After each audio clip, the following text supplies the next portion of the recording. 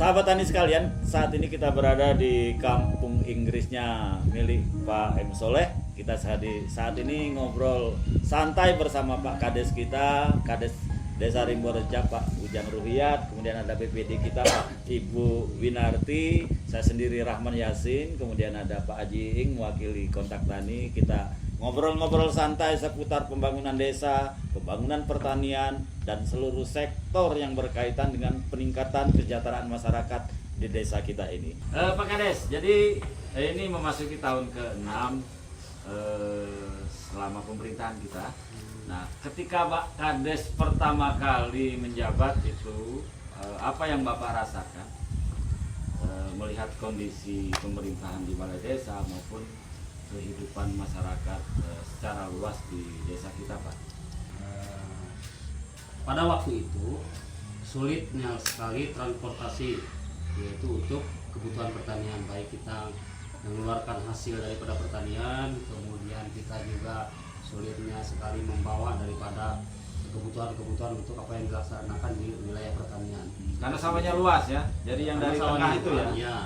Jadi pada waktu itu sepakat kita dengan tokoh-tokoh masyarakat, BPD, kemudian yang terlibat lah semuanya, bahwa sepakat untuk pembangunan yaitu di sektor pembangunan jalan usaha tani. Yang dulunya setapak jalan itu, alhamdulillah syukur sekarang ini sudah di angka 2 meter.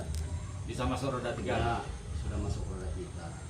Dan pada waktu itu kita juga sudah ada hasil swadaya dari masyarakat untuk panjang jalan usaha tani yang ada di desa kita itu sepanjang 4.600 meter. 4.600 meter untuk wilayah pertanian dengan hamparan luas yaitu kurang lebih 120 meter. Itu tahun pertama tuh tahun berapa, Pak? Tahun pertama 2016. 2016 ya. Ya. Waktu kita mulai membangun jalan usaha tani yang mengitari dan membelah lahan persawahan kita itu mulai tahun berapa? Tahun 2016. 2016. Ya. Tahun 1 tahun kemudian berarti. Iya, 1 tahun kemudian. 1 tahun kemudian langsung bergerak di jalan usaha tani. Kemudian kita juga langsung untuk perekonomian, yaitu dengan langsung di Kementerian BUMDes di awal 2017 bikin BUMDes.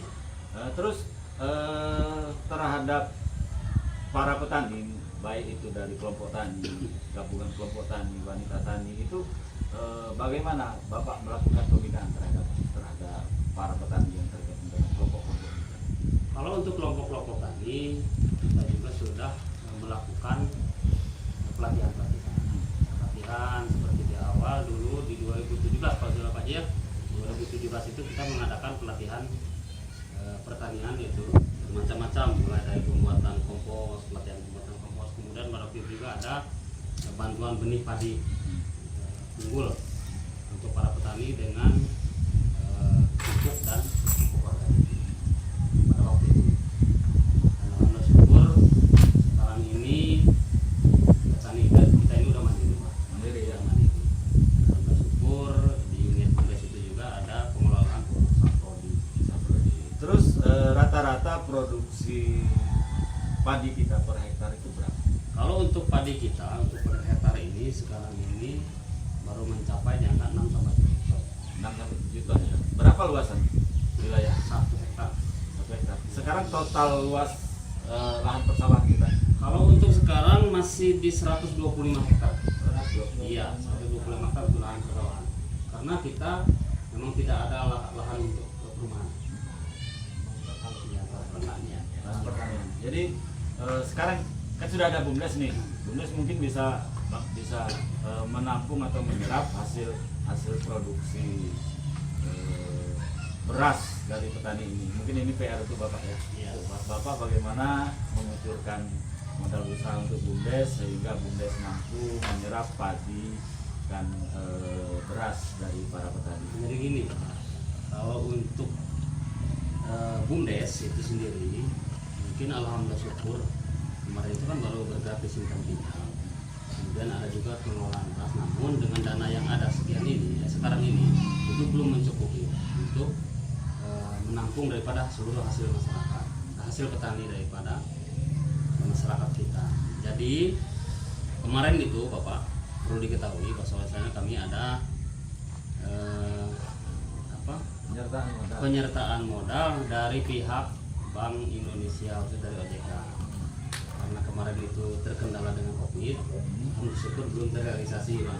Iya. Nah, harapan kami kemarin, Pak, dengan hadirnya OJK, kemudian Bank Indonesia juga sudah komitmen dengan kita, bahwasanya kita di Rimurcap ini kemarin itu mau mengadakan, yaitu mau membentuk koperasi, yaitu unit daripada BUMDes.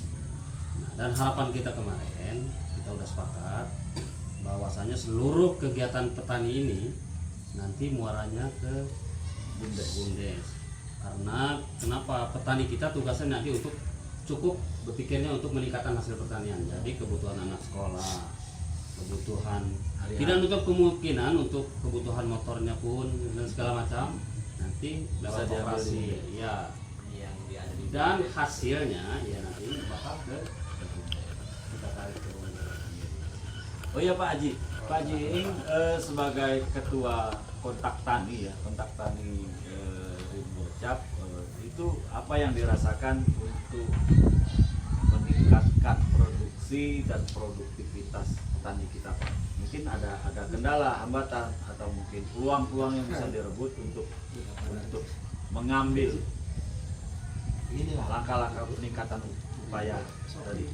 Terima kasih. Sebetulnya begini, kami dari kontak tani itu tugas pokok dan utama kami adalah mengedukasi para petani.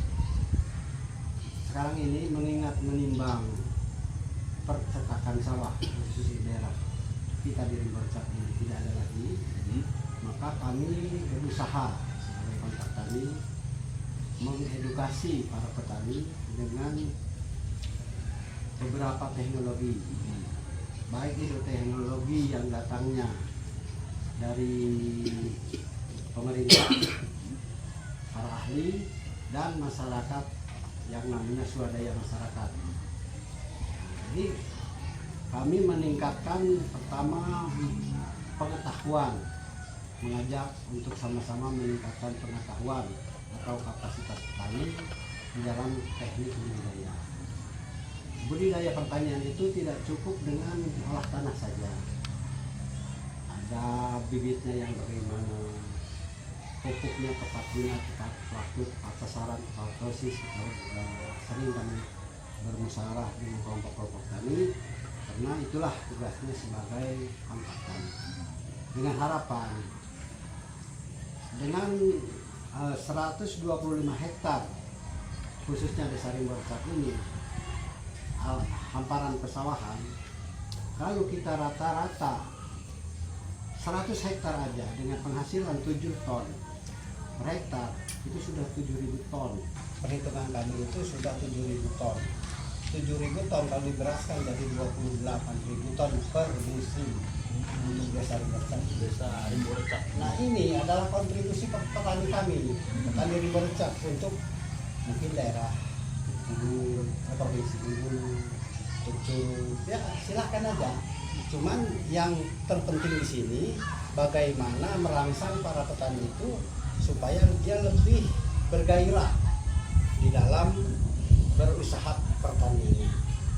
Karena kita, kalau pemikiran kami, kalau tidak ada gairah dalam berusaha, itu otomatis mungkin kita beras impor dari luar, kan mungkin data dari Mirasi, dari Lampung. Ya sekarang juga kita tidak menutup mata. Memang kita kadang-kadang dari Lampung ada, dari Mirasi, dari Jog. Tapi kita harus punya karakter tersendiri, khususnya di Rejang ini. Kita bisa meningkatkan produksi pangan, khususnya ya sekurang-kurangnya untuk kita sendiri lah dulu. Terus yang ini Pak, apa yang dirasakan petani? Yang paling dirasakan ya sebagai kendala, khususnya dalam upaya peningkatan produksi, percepatan tanam, percepatan pengolahan, itu apa yang paling dirasakan? Karena dalam bertani itu Pak ada dua yang pokok. Yang pertama olah tanah, yang kedua air. Air itu adalah alam, faktor alam. Kalau sekadar olah tanah itu membutuhkan hal sintan yang lebih banyak. Ya, traktor lah kira-kira begitu. Nah, ini perlu juga sentuhan-sentuhan dari pemerintah untuk memberikan dorongan kepada petani kesulitan. Nah itu. Jadi masih kurang kita. Kalau sementara ini sebetulnya karena begini Pak, kalau menurut kami para ahli kita sudah menciptakan umur padi itu 100 hari, sedangkan setahun itu 360 hari. Kalau mau ke IP 3 kali tanam, berarti 300 hari itu untuk umur padi 3 kali tanam. Iya. Jadi punya 60 hari untuk olah tanah. Olah tanah ya. Berarti 20 hari kita harus selesai satu musim. Satu musim. Gitu. Iya. Kali 3 musim 60 hari. Iya. Nah jadi penting sekali alsintan itu sebetulnya. Idealnya berapa banyak yang dibutuhkan untuk 20 hari 100 hektar? Nah kita ini juga kadang-kadang kita lihat situasi dan kondisi Pak. Situasi dan kondisi kita kalau air memungkinkan, karena air ini untuk pengolahan tanah itu bisa kita untuk satu mesin itu kekuatannya 3 hari Pak, 1 hektar satu mesin.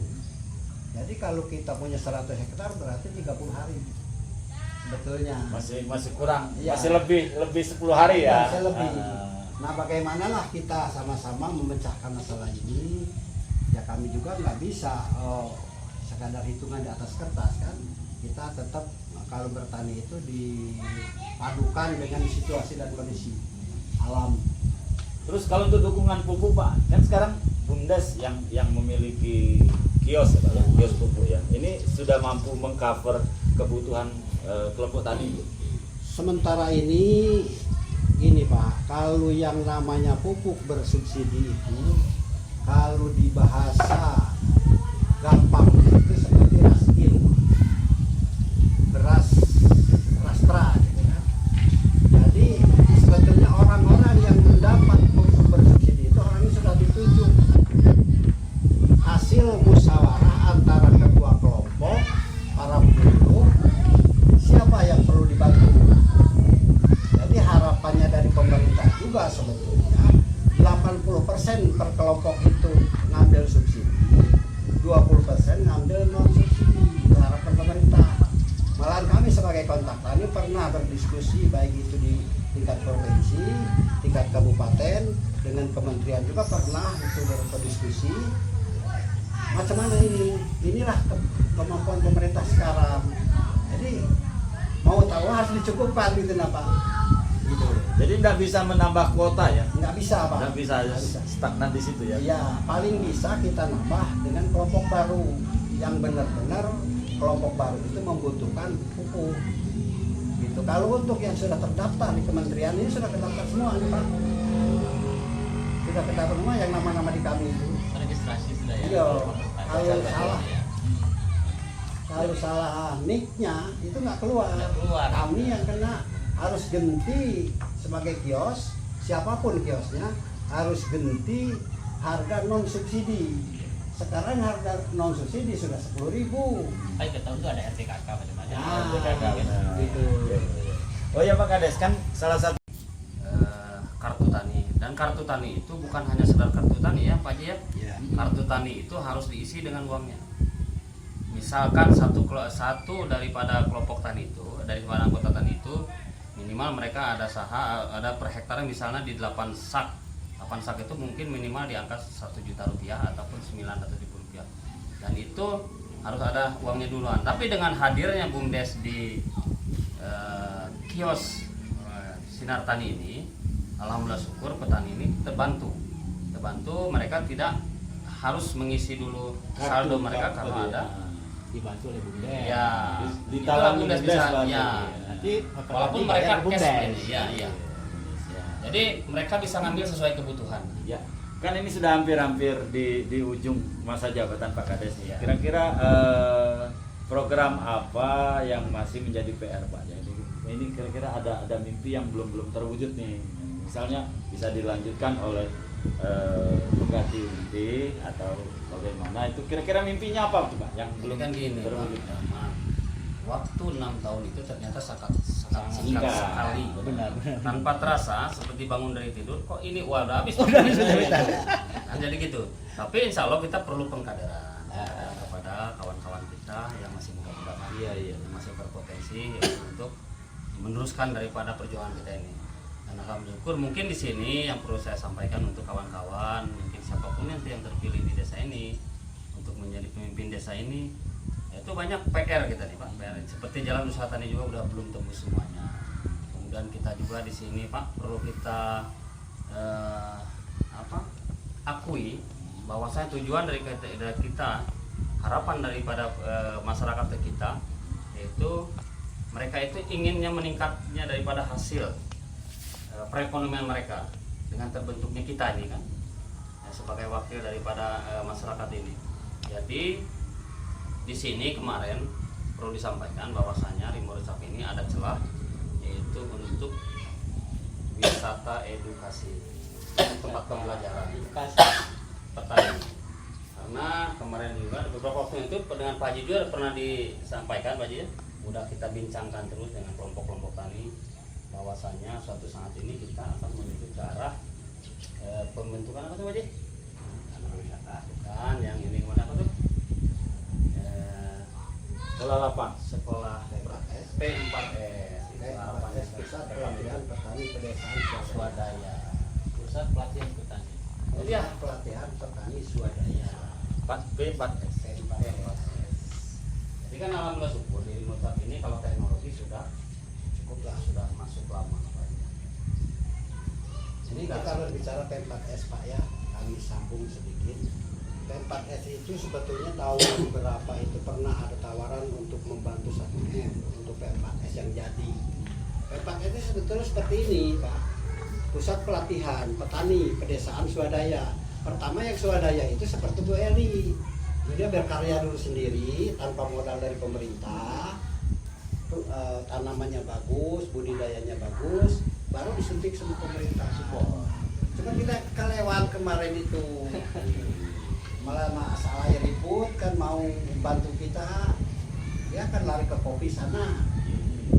Kita sebenarnya fokuskan ke beras tadinya gitu.